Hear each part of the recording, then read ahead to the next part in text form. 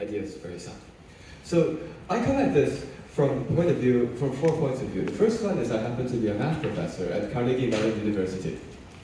Does anyone know what Carnegie Mellon University is fairly famous for?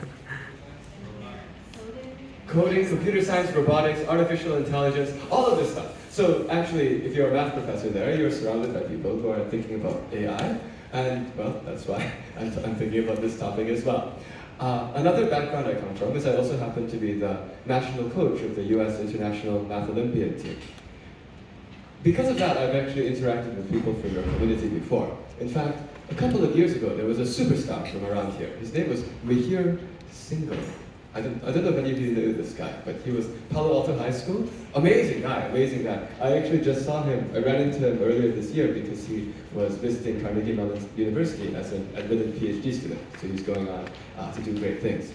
But as coach of the US team, this means that I then trying to cover as much of the US as possible. So this particular talk here happens to be on the very end of the tour I decided to spend my summer doing.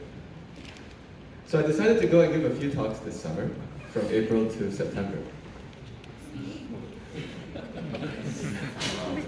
Every dot is a talk. Actually, it was because of this that the Wall Street Journal got interested, and they decided I was crazy. And so if you came here because of that article, the guy who wrote the article thought that this was a little bit strange. But in any case, we had fun. But anyway, as I do all of this, the goal is to actually spread ideas around the US and also to pick some ideas from some places, share them with other places. Actually, I will say, after doing all of this, I've gained a much bigger appreciation for the diversity of ways people approach things all across the US, and there are values in all different parts. Of course, one thing that you guys contribute is you're the ones who are making the generative AI right here, right now. Okay, now another background I come from, the third background I come from, is I also happen to be a parent.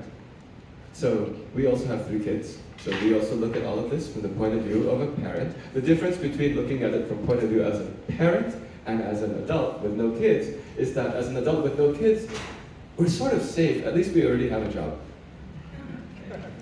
Man, when I look at the people in the next generation now, it's gonna be tough. And so we look at all of this as a parent. We have 3 kids. Our kids are 9, 15, and 17. That means that we have one who thinks that we're the best people in the world, and will do everything we suggest, and 2 that think for themselves, which is kind of beautiful. But in any case, we're always thinking about what to do because, well, they are going to grow up into this world that we're building. Another background that I come from, the fourth one, is I grew up in the United States. Actually, I was born not very far from here. I was born at the Kaiser Hospital out in Oakland, because my father was finishing his PhD over at Berkeley, and so that's where I was born. But then he graduated, and then they moved. So I never actually lived in the Bay Area. Well, okay, I did, but I don't remember anything. Let's just say that, right? I think I lived here for a few months. That's it. But then I grew up in Madison, Wisconsin, and in Madison, Wisconsin, I went to public schools, normal public schools, and I got really interested in math because of math competitions, specifically something called Math Counts. Have you ever heard of this?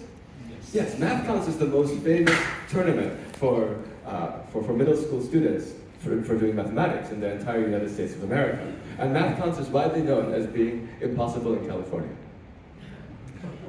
Yes? I got a 34 in this state by 4 points. You got a 34 in this state by 4 points. Yeah, basically California is one of the most competitive places. Basically, I think you have to go to Miller Middle School or something like that to have a shot. I'm just making it up. But I know that this year somehow, the California State team was like all from around there. Is that right? I don't know if any of you are in middle school. But it doesn't matter. The reason it doesn't matter is because the thing that got me interested in Math Counts was not trying to beat people. It was trying to beat the problems. You see, because that was the first time in my life I met problems that I didn't know how to do. Normally with schoolwork, I know how to do it, I know how long it's going to take, and that's going to be painful. You look at it and you're like, oh my gosh, I have to do this thing and this thing and this thing. It's going to take forever.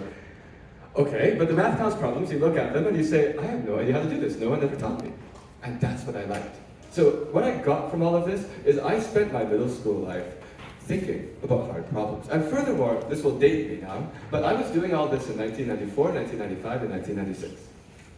So these are hard problems, okay, where you don't know how to do them, and the school never taught you how to do them, and it's not in any school textbook, but you're still trying to solve this hard problem. So if the year is 1995, and you're working on a hard problem and you don't know what to do, what do? You don't check YouTube. On the 96K modem, it wouldn't load very fast anyway. What do? Ask your parents, they might be busy. What do? Yeah. Go to the library. Go to the library. There are lots of books about dolphins and World War II, but not many math books. And anyway, back then, those books didn't have Command F. So let me tell you what we did. Think harder. That's it. So this is what we used to do. In the 1990s, if you did math competitions, the way you got better is you look at the problem, you don't know how to do it, and you think harder. Actually, I say this because it's funny, we laugh at that, but people don't do that anymore. That's what the half of the point of this talk is. It's a huge warning that there's been a huge shift between people on how they learn math, especially math competitions, from 1990s to today. The difference is back then, the only thing you could do is think harder. Today, lots of people just want the result. And I just told you it's impossible to win anyway, so it doesn't even make sense to run for that result. But what they try to do is they try to get someone else to show you every possible problem type, so you'll have no surprises on the test. And you learn through practice.